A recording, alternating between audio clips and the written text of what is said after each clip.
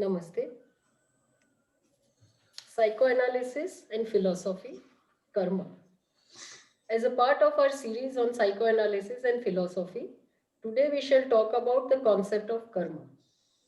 Karma is among the most talked about in ancient philosophical and spiritual concepts. Like the word love and socialism, this word means everything to everyone. To discuss this popular and ancient concept, we have with us our psychoanalysis consultant, Mr. Himanshu Vidya. Namaste, Himanshu. Namaste. Can we start with a more literal meaning of the word karma? The literal meaning of the word karma is action. However, in regular use, the word karma is used to communicate many other meanings. One, karma is seen as an asset or liability. So, good or bad assets or good or bad liabilities from the past, because of our own actions, are acting out in our present life. So we may be looking at karma as consequences of our actions, and our past actions of this life or previous life would become assets or liabilities for the present. So it is the past consequences affecting the present, and therefore this meaning of the word karma has to do with karma being a liability or asset from the past acting out in the present. The second meaning of the word karma has to do with determinism and free will. That the concept of karma also means that the consequences arising from actions of the past are going to influence the present, and therefore the present is shaped not completely by our free will, but there is an element of determinism built into the present. Therefore, the scope of free will is limited and determinism comes in, and therefore it also becomes our limitation. That is second meaning of the word karma. The third meaning of the word karma is it is a roadblock towards spiritual enlightenment. That unless we shed the load of karma, which includes very interestingly both the good and the bad karma, on the spiritual path, as you move towards the advanced levels, even the good karma becomes a barrier. And that also has to be shed, and shedding the whole cargo of karma becomes a necessity to reach the state of enlightenment. So these are the three ways at which individual level we understand karma. And then we also talk about the historical karma of a group or of a country, where the consequences of actions of the past generations are borne by the present generation. Take for example the situation of Jews in Israel. Somebody did something to Jesus Christ 2000 years back, and still Jews are being persecuted. So the present generation of Jews who get persecuted, especially by Christians, they have nothing to do with Jesus, but still they are paying the price of karma of their ancestors. So there is an historical aspect of karma, and then there is a collective aspect of karma, that as a whole what the human race does ultimately has the consequences of those actions, good and bad, come back to the human race in some form. So there is this collective aspect of karma, and then there is a celestial aspect of karma. The whole universe is seen on a journey where karma becomes a very important element, and certain amount of karma is loaded onto the universe as it starts, and in its whole journey from the beginning to the end, that loaded karma plus the karma created during the journey has to be completely worked out before the end of the universe. So there are many levels at which the concept of karma is understood. And interestingly, if we look at karma yoga, the path to liberating oneself from karma, it is a path of karma where you use karma to overcome the effects of past karma. So here we are looking at the word karma as a liability from the past, as well as the word karma as a healing tool to overcome the liability of the past. So these are variety of ways in which the word karma is variously used. It is one of those words like love and socialism. It means everything to everybody, and it is very liberally used and abused.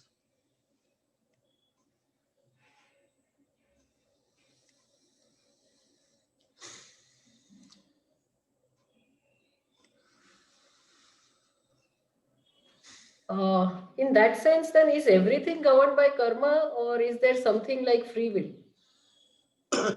There definitely is something like free will. It is distortion of the concept of karma that somebody says that there is nothing except karma of the past, and therefore all that we are here for in human life is just to settle the accounts of the past. There is nothing new, or there is nothing we can do by free will. Now this is a distortion of the concept of karma. The concept of karma actually came about as a discovery by spiritual saints of India.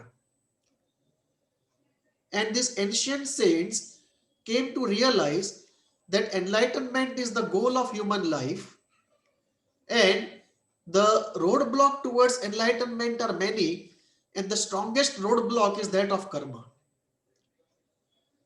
The concept of karma therefore actually was an encouraging concept and an ethical concept to be good, to do good, and to overcome the difficulties of the past. It was actually a call to action, not a resignation to fatalism. However, some people have distorted the karmic concept into a kind of pessimistic fatalism. Now, if you look into the origin of the concept in the spiritual monasteries, where it all started, two things used to happen: understanding of the way karma operates and creating tools to overcome this karma. Both were together. It was not only understanding and expression of how karma operates or how it gets created. Equally important was the other part, the applied part of overcoming the effects of past karma. It's also necessary to note that if karma was everything and nothing could be done, the first thing to shut down would be the spiritual monasteries. Because if nothing could be done about the karma, the whole concept of sadhana goes out of the window. And therefore, the first thing to shut down would be the spiritual monasteries themselves. However, that is not the case. Obviously, karma is a force in the universe like many other forces, and every situation in the universe is a force field. So multiple forces are acting to create or not allow any event. And out of multiple forces, karma becomes one force. And there are other forces, other techniques by which this can be addressed completely or partially. So the concept of karma is a call to action. It's a call to ethics. It's a call to the spiritual life. It is not pessimistic fatalism. It is not therefore absolute determinism.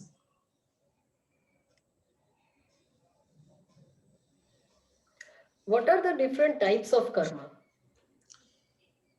This is a complicated and long list, and therefore the operation of karma is so intricate and complicated that even Krishna in Gita says that thick and complicated are the ways of karma. And we realize the truth of it when we go into the details of how this thing is operating. So, the different types of karma are classified based upon different criteria. Depending on what criteria you use, you can classify karma differently. Let us take some of the classifications. First one, we can look at karma of action and karma that arises without action in the outer world. So if I go and slap somebody, there is some karma that builds up in me, both in the outer world and in the inner world. In the outer world, he has repressed anger, so he is going to take revenge. In the inner world, there is a repressed guilt. So there are outer consequences and inner consequences.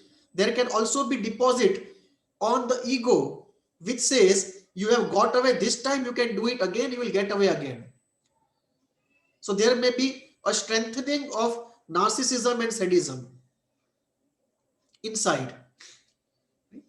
So one issue is, if I do an action in the outer world, inside of me and inside of the other, certain psychological processes happen by virtue of which the karma builds up. Those psychological processes, the results of them, that itself is karma. So this is a karma which is arising, that psychological deposit is arising because of my action in the outer world. Then there is second kind of karma which arises in me without any action in the outer world, just by virtue of thoughts and fantasies. I might have the anger to slap him and I suppress the anger consciously. That also creates a psychological deposit of karma. A desire arises in my unconscious mind to slap him. I am not even aware of this desire and the desire is repressed.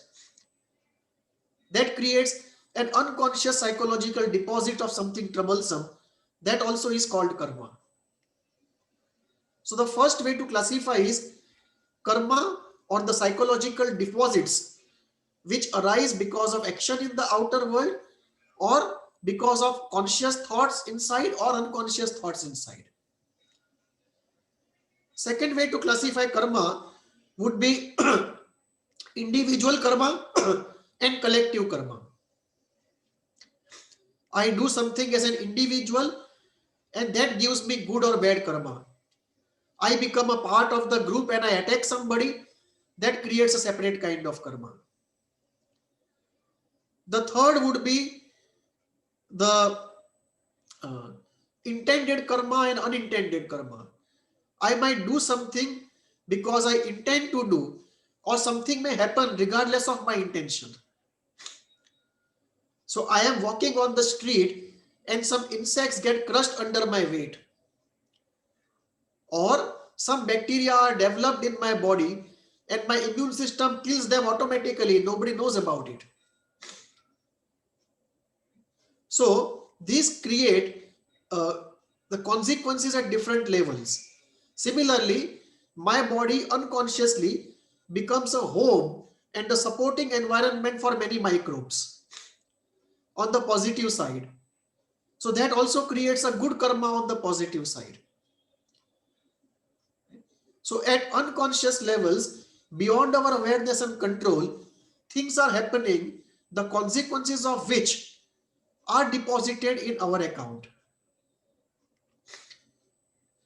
And then we have the karma that is loaded on the materials.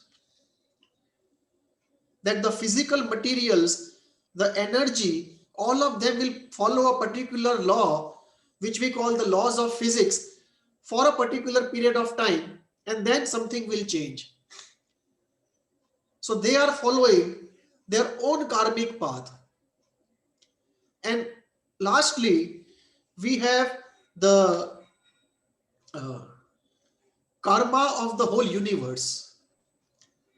That when the initial universe starts and the soul starts its journey, then it is loaded initially with some karma, which it then gets into action. But the first loading is like an angel investment. It's an angel investment in a venture capital initiative done by forces of nature or God. And after that, the soul starts its journey. So that conceptualization is that the whole universe actually has many objectives, and one of the prime objectives is to work out that karma, which is to say, if assume for a moment, for the sake of argument, that in this whole journey of universe, 100 kg of anger and 100 kg of shame and 100 kg of enthusiasm and happiness have to be lived out by somebody. So maybe I live out some part of it, you live out some part of it, some animals live out some part of it, but in that whole journey of the universe from the beginning to the end, certain things have to be lived out. Certain things have to have to be worked out, and this is the karma with which this universe is loaded with when it started. And once this entire karma is finished, after that, after some time of that, the universe starts rolling back and it ends. So this is a celestial meaning of the word karma, that whenever a journey of the universe happens, it starts with loading that universe in the Big Bang itself, or whatever be the starting point, right? Big Bang or small bang, loud bang or silent bang, whatever it is. But the starting point is that the universe, wherever it begins, is loaded with certain karma, and they have to be worked out. And because of this, many of the ideals are not put into practice. Like, none of us would like the sadism, the brutality, the aggression which is all across us, all around in the world. So all the prophets who have come and gone, nobody wanted violence, nobody wanted brutality, nobody wanted sadism. But it is beyond their capability to stop this thing, because it is embedded that in this cycle of the in this journey of the universe, certain amount of anger, certain amount of sadism, certain amount of brutality has to be lived out. And therefore, regardless of what the saints or the prophets say, the law of nature is superior to them. And therefore, if you start putting an end to one expression of aggression, it comes out somewhere else. And there is no way to completely counter and put an end to this very powerful natural law, where in the journey of the universe, certain things have to be lived out at the minimum amount of their quantity. And there is a flexibility where by free will or by our efforts, we can reduce that amount, but we cannot reduce it to zero. And that's one of the reasons why, according to this way of understanding, despite the best of intentions, we are not able to make a large collective change which can completely change the situation of this planet, because it is embedded into the celestial karma, and it will work out some way or the other. And lastly, there is a concept of many universes or many zones of the universes. So in many universe concept, they say that every universe is loaded with certain distinct type of an amount of karma, which in the journey of that universe has to be lived out. So there may be some universes where the kind of processes which are sort of necessitated by the journey of the universe are very different from what we see in our universe. They may not have anger, shame, fear, guilt, that kind of stuff to be worked out. And therefore, the kind of psychological and historical processes we see on our planet may not be seen completely in those universes. They may have a completely different sort of histories, which it's very difficult for us even to imagine what kind of history that would be. There is another concept of many zones of the universe, just as there is a concept of many bodies of the person.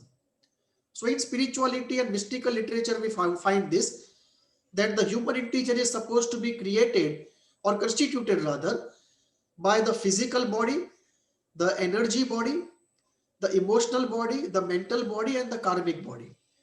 And then you have the soul. And each of these bodies come from a corresponding zone of the universe. That the soul collects from each of the zones of the universe certain material to create the full integer, the human integer. So just as we take food, and because of food, our physical body is created. So out of so much of matter on earth, we have taken 65-75 kg to create our body. Similarly, the soul takes 75 kg equivalent from the energy zone, from the emotion zone, from the thought zone, from the karmic zone, and so on. Right? And of course, our own karma come in of the past. So that is the kind of conceptualization. And in that frame of reference, the idea is that the whole karma of the universe for its whole journey, partly loaded in the beginning, partly created by people and events happening in the universe, that karma gets divided into the physical part, the energy part, the emotional part, because the idea is that each of these zones, there are beings who are living. They are very different kind of beings. So there are spirits or different kind of beings in each of the zones, and they have a different kind of karma in each of the zone. So the whole karma of the universe gets divided into zones, and beings living in each of the zones have some of that karma. So this is the way in which the whole complicated scheme of karma gets conceptualized by those who go very deep in this karmic theory. Wow, this is a very interesting explanation of karma and very elaborate. Yeah. So now we come to what is the conventional spiritual definition of karma? The conventional spiritual approach to karma is that of a roadblock to enlightenment. And the whole spiritual effort is to do two things. One, understand how it builds up, and two, how to overcome it. And the simplest way in which they talk about it is for the masses, which is not a very accurate thing. So for the masses, it is like a tooth for a tooth kind of karmic principle. That you were a lion and you killed a goat last time, so now you become a goat and the lion will kill you this time. This is a very mathematical kind, mechanical kind of karma. This is not the way actually it operates. But this is how the masses understand it. And in many spiritual schools, they also talk about this kind of a literal karma. However, the real principle is far more complicated. Which means, if you have killed somebody and you have to pay for it, it may not be literal that you kill him this time, so he kills you next time. Right? It may be that you are killed by somebody else, or you suffer equivalent amount in different ways, by way of disease or by way of financial loss or by way of any family problems or anything. And whatever compensation he has to get, he may get in different ways. So it is not a literal operation of the karma, that is one. Two, you don't have to repay everything in one life.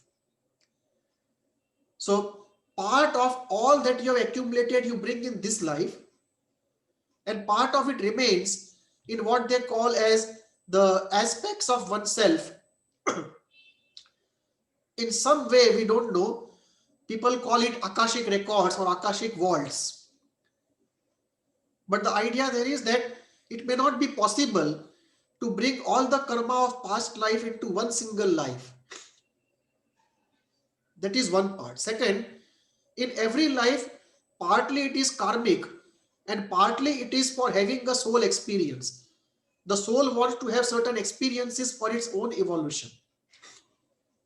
So that is the major principle, that for the evolution of the soul, whatever type of life is necessary, the soul chooses that life first, and then within the context of that life, how much of karma of the past can be settled in, that is then factored in. So that is secondary. So the journey of soul is a primary principle. How much of the account of the past can be settled within that journey is secondary. So life is primarily for the experience and evolution of the soul. The settling of the account is secondary, although it is a part of it. Then the soul journey also is indexed or related to the journey of the whole planet or the universe. So that also plays a part. The collective history also plays a part. So all of this play a part.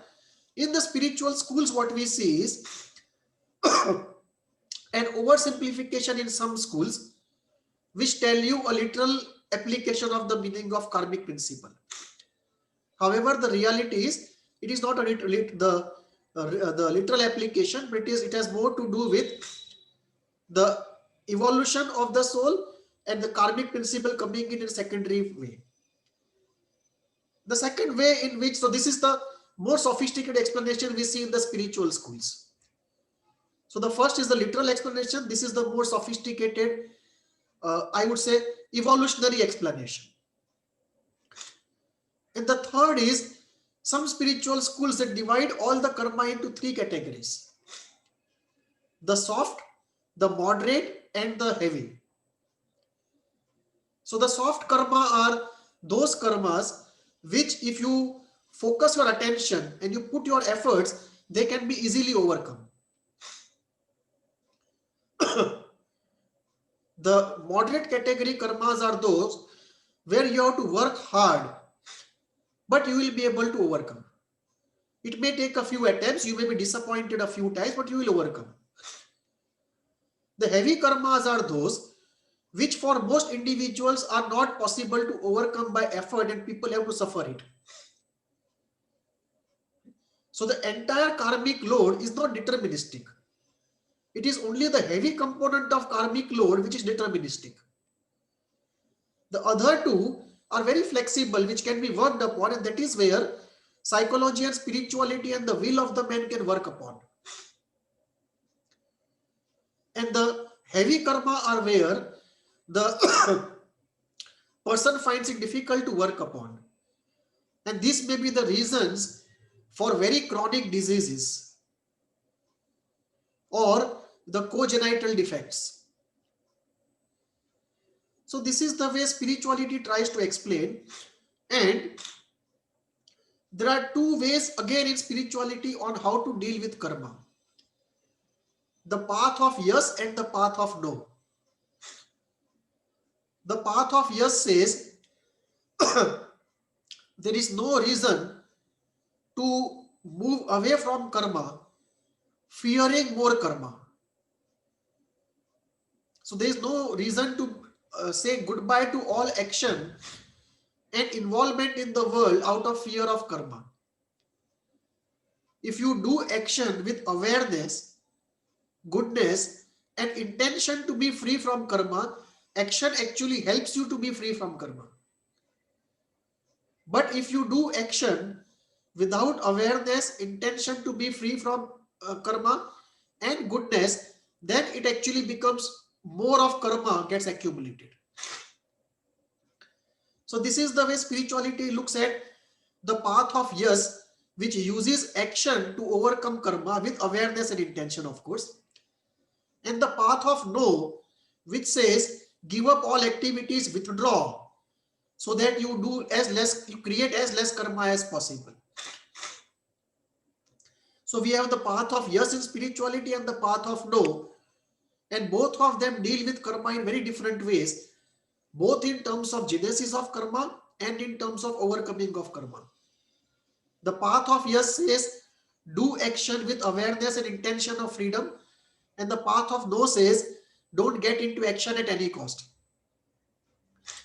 Then we come to the spiritual idea of grace, of energy, and of certain tools like mantra or idol worship, or the three traditional tools of Jnana Yoga, Bhakti Yoga, and Karma Yoga, and many other tools, where the tools are generated in order to overcome karma, whatever has happened.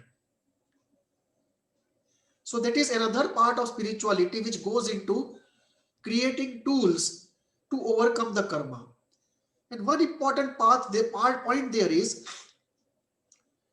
most spiritual schools believe, I am talking about the deeper schools, that when you start working upon your desires, your fears, your memories and traumas of the past, the way karma operates out. So karma would operate out in human life in many ways. Through our physical body, it has traces on all our bodies. So our physical body also has some trace of the past karma. Our energy body, our emotional body, all bodies have traces. What they say is, most of the spiritual schools, that you can keep working on the desire, fear, attachment, revulsion, all of that, and you can keep reducing the intensity of those things to a minimum. So you can reduce karma to a minimum, but the last installment, which is very stickily adhering to the chakras, that last component, if it has to go, you require a rare process to happen in your system, which they call nirvana, enlightenment, kundalini or something. But that is not a normal process, and the last batch of karma, or last batch of the stickiness of desire, fear and ordinariness, that goes away only with that rare event which happens in the system, which transforms the system completely. So it's almost like you can do the 90% of the work, but the last 10% of the work, you require that event of enlightenment to happen. And that brings in the tools which are necessary for enlightenment. Either you go top down or you go bottom up. And the most common tool and the concept which is used in this context is the concept of Kundalini, whose rise, it is believed, destroys that last sticky layer of karma.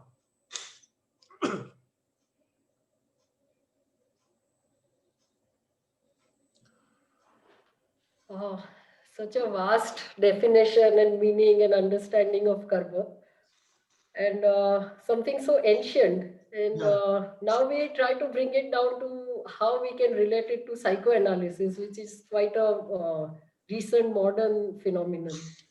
Yes. uh, if you try to bring together psychoanalysis and karma, certain points come up. First, karma works from inside and from outside. So from inside, it would work by creating our constitution. And from outside, it would work by triggering events. So when we say constitution and environment, through both of them, karma works. Second, when we look at people, the same trauma of the same intensity, if you have two people and you give the same treatment, both of them respond differently. And there we say it's constitution. Right? And there the karma comes in, that if there is a trauma and you are working upon it, if the karmic law says that you have to suffer this for 3 years, there may be some flexibility that you may come down to 2.5 years, but never below that. Then based upon how good work you do and the therapist does, maybe you come down to 2.5 years, but you are not able to contract below that. And that may be because of the karma. That the karmic law says that the healing cannot happen above a particular rate in terms of speed or depth or scope. Now, this of course is a belief statement. Psychoanalysis would just say that actually we don't know, that is the situation. There is no need to convert we don't know into the application of karma. But if you apply the karmic theory, this is how it will come out. The third element would be the karmic hierarchy and the hierarchy of the unconscious that I have put forward. So if you say the karma are soft, moderate and heavy, and the karma works on various ways in our physical body through our genetics and in our emotional area, in our cognitive area, everywhere it would have effects. If you look at the karmic hierarchy of soft, moderate and heavy, and if you classify the unconscious also into the surface unconscious, the collective unconscious, the pre-verbal unconscious and the dark unconscious, you can see a kind of correlation between the soft and moderate part of the karmic hierarchy playing a role in creating the surface unconscious and the early life unconscious, whereas the heavy part of it would be partly related to the collective unconscious and partly the worst parts of it into the dark unconscious. So if we create a kind of a structural hierarchy of material zones within the unconscious and the karmic zones, we see a correlation between the causation of the material in those different zones of the unconscious and some sort of karmic traces. It often helps you that when we look at psychoanalytically at something, of course psychoanalysis is by and large a very agnostic science. So soul, reincarnation, God generally are out of the window. But if you bring that in for sake of discussion and see if something gets together, we can see that often after long therapy, something very simple comes up, which was repressed for a very long time. Or just a statement comes up that now I can get well, or a visual comes up. What Jung says, the healing actually begins at the unconscious level, and the communication of healing is largely non-verbal. And we don't find any reason why that is so. And for all those psychological healing events where we have not done anything separately, no event has happened in the life of the person, and suddenly the healing begins, which was not happening for a very long time. I think the karmic principle fits in very well. That although we want to keep away the entire spiritual and religious domain of discourse, right, the events lead us to bring those concepts in and conceptualize and see if there is a validity of those concepts. And there, I believe there is a validity of those concepts, and there is a karmic principle at work which does not allow healing to happen and allows healing to happen for reasons for which we have no explanation within the current discourse of psychoanalysis.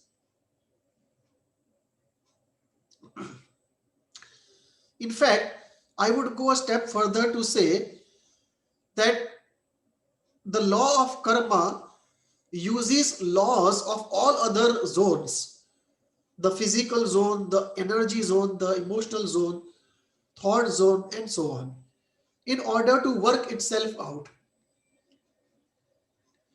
So, for example, two small children have their mothers going out for 2 days. Both of them don't develop the problem of abandonment. One of them may develop the problem of abandonment, and that may be because of the constitution, which would mean the law of karma is just using the hypersensitivity and a particular type of interpretation of that event to create a trauma which then influences almost the whole life of the person. You experience abandonment at the age of 3 months or 6 months, and all your life is governed then by the effects of that thing. And even if you know in knowledge terms, you are still not able to completely overcome the effects. And this is the way that I would say that the karmic principle uses laws of other zones, be it the laws of mind or the laws of matter or the laws of life, in order to work itself out.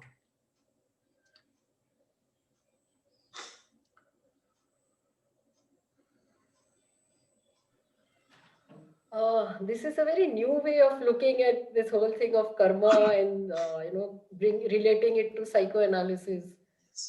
Now, can psychoanalysis or psychotherapy be a way to free one from karma? Of course, they are. When we say the the soft layer and the moderate layer, it depends upon how you work upon them. And psychoanalysis works upon them in a particular way. Spirituality works in a particular way. The cognitive therapies work in a different way. However, all of these are tools to overcome the difficulties of karma. So, if we believe that the unconscious events which have been happening in our minds in the unconscious level, some of them may be happening just because of the way the laws of nature are, and some of them will have a karmic component. Both of them, if they fall in the soft and moderate category, you can easily work upon them using the psychoanalytic method, using the spiritual methods, using other psychotherapies, and those are ways to accelerate your spiritual evolution by getting over the karma more rapidly. This is what they would say in spiritual path, they would call it Jnana Yoga. You are using the intellectual inquiry and insight to get into yourself, and through insight and interpretation make some change. And when you do catharsis, it is more like the Bhakti Yoga. You are getting the emotions out in some form of catharsis. And when we do behavioral therapy, it is more like Karma Yoga. Through action, you are inducing change. So spirituality, psychoanalysis, all of them can be used to accelerate healing, and acceleration of healing itself is an overcoming of karma. And the spiritual process goes much further when it tries to overcome karma at all the five bodies, which they call as Bhuta Shuddhi, purification of all the constituent elementals that constitute our system. So all healing processes, all self-advancement process, self-development processes, all spiritual and mystical processes, in some way or the other, help us overcome our inner difficulties and outer difficulties. And a large part of those difficulties being overcome have karmic component in their genesis or their maintenance.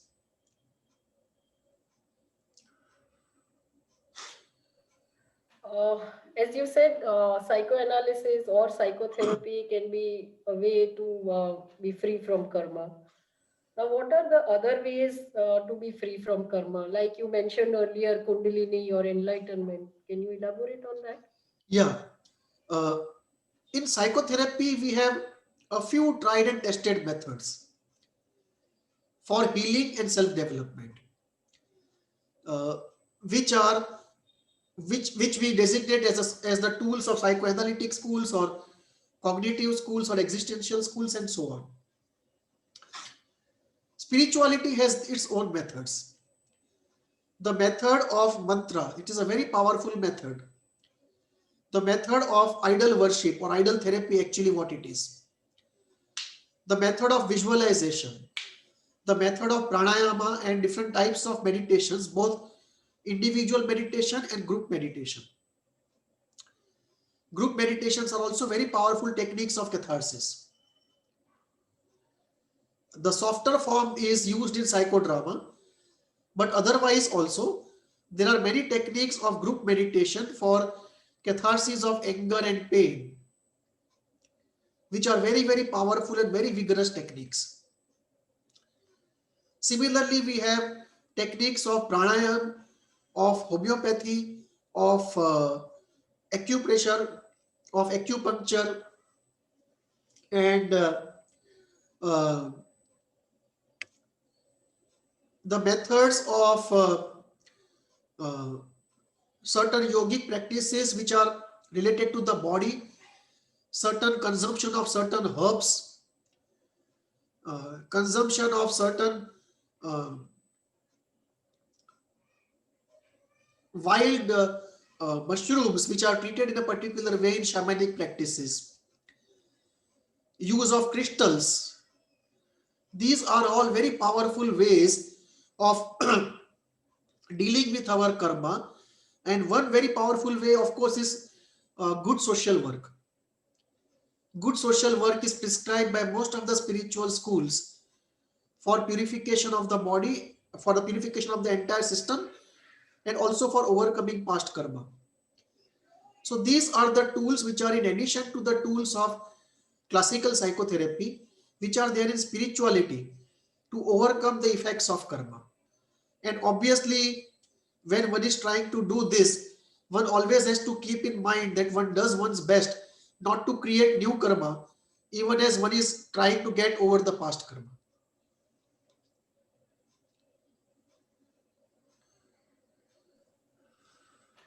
How does spirituality look at karma and freedom from it? Spirituality, some schools believe that freedom from it is not possible being within the body, and therefore in the process of enlightenment the soul leaves the body and only then it can be completely free. The soul in the body always will have some karma associated to it, or if it is not there it will build up. That is one way. The second approach in spirituality is that it has to do with attachment. Attachment to things and results, or creating certain events, and the element of doership. So it is the element of ego, the element of psychological time, that I want to go psychologically from state A to state B because state B is more pleasurable than state A. So there is a question of psychological movement from state A to state B because there is a desire. So the second school of spirituality says that if you are able to get over desire, attachment, and doership, then even if you be in the body and you do all kinds of actions, karma does not accumulate. So you can be free while being in body, you can be free even while being in action, you can be free even while being in society, even while doing the most difficult or the most apparently karma accumulating tasks. And there we have the examples of Krishna and Guru Gobind Singh, who were in the middle of war, in the middle of battle, in the middle of politics. And yet it is said they did not accumulate karma because there was no attachment to results or the ownership or the doership of the actions. So that is a second way the spirituality looks at it.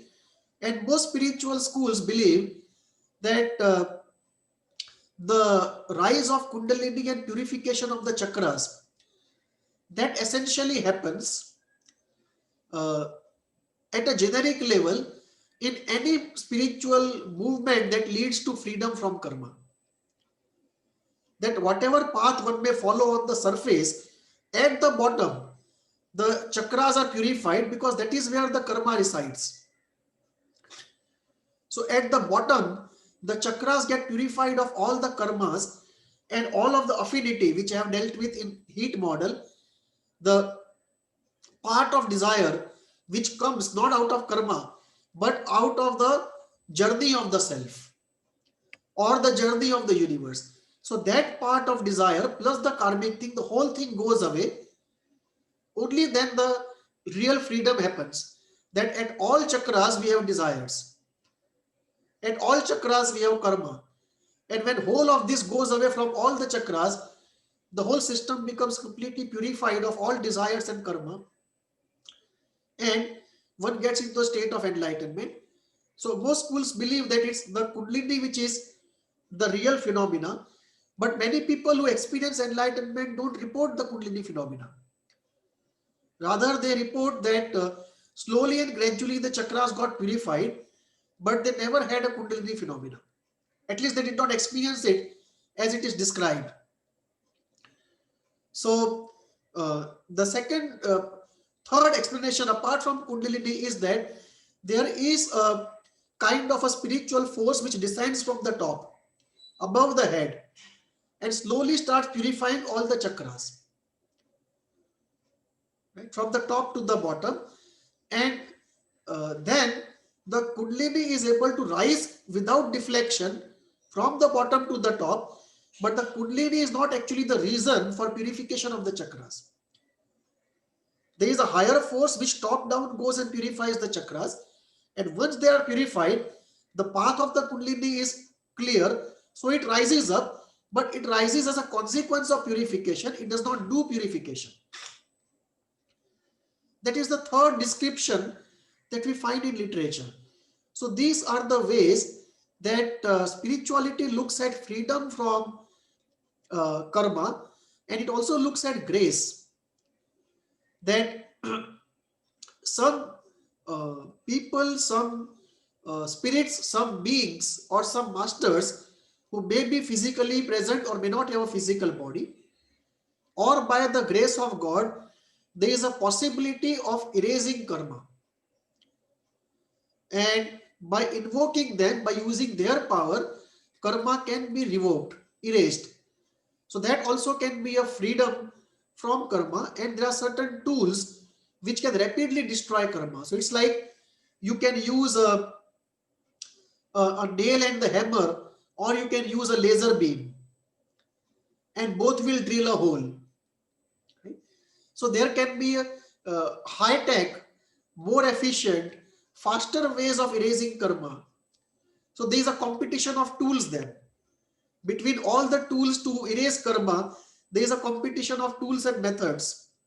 And this sort of liberation market, if you want to call it a market, that liberation market has many players, and there is a sort of a free market competition there.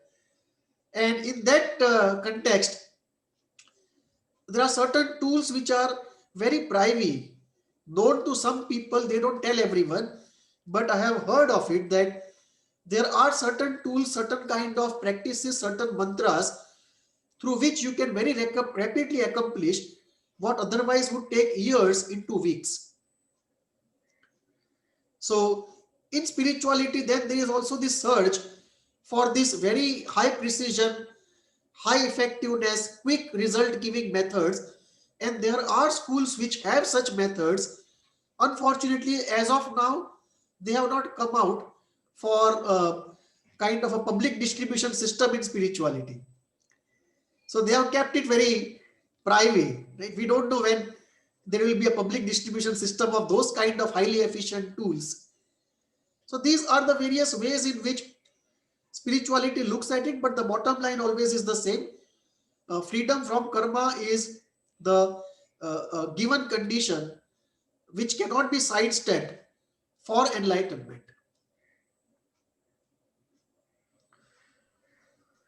Himanshuji, we've talked about a very ancient concept like karma, and we have then tried to bring it into the present to related it to psychoanalysis and all. Now, how do you see it evolving in the future and some kind of innovations which can be brought about? I think the first step we have to take is to consolidate all these free floating interpretations and meaning of the word karma, because it means everything to everybody. So I think the first step will be consolidation, that we bring together all these various definitions and arrive at, if not consensus on one, maybe a couple of definitions. So conceptually we are clear what we are talking about. That is one. Second is, how do we relate it to the way our minds operate or to the ways our body is formed. So one entry into karma can be through embryology, the way the embryo develops,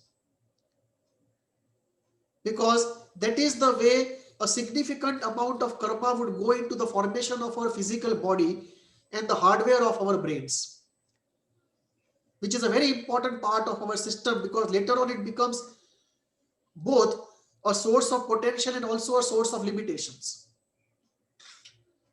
So one point would be embryology, and second point would be the unconscious mind.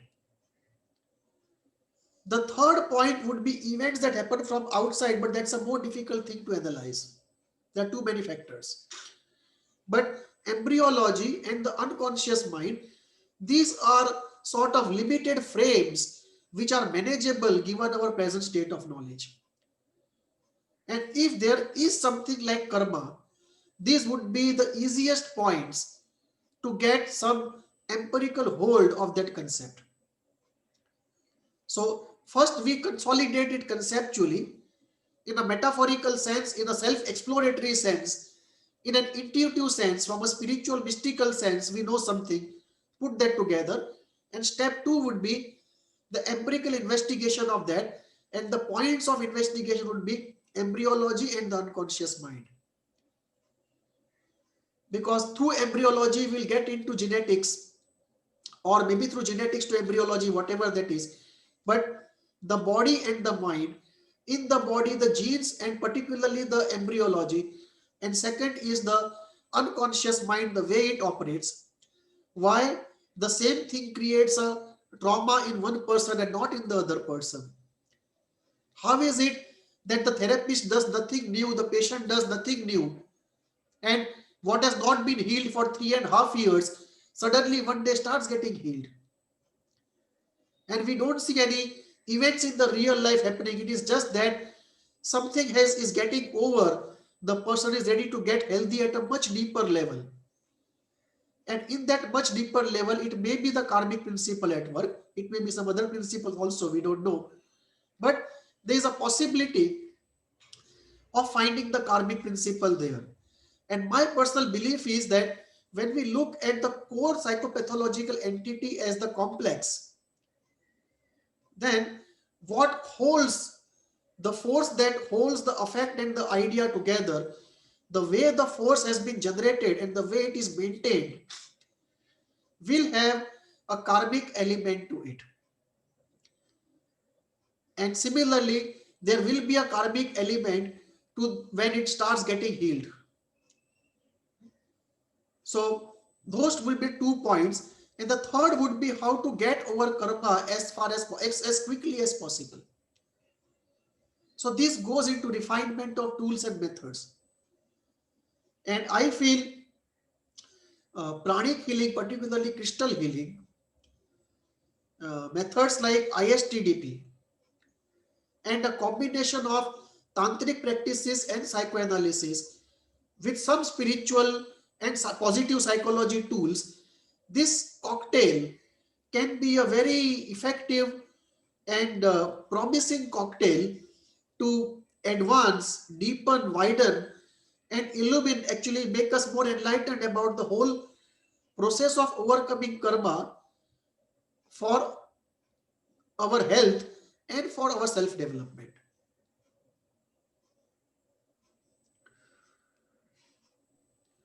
We come to the end of our talk today.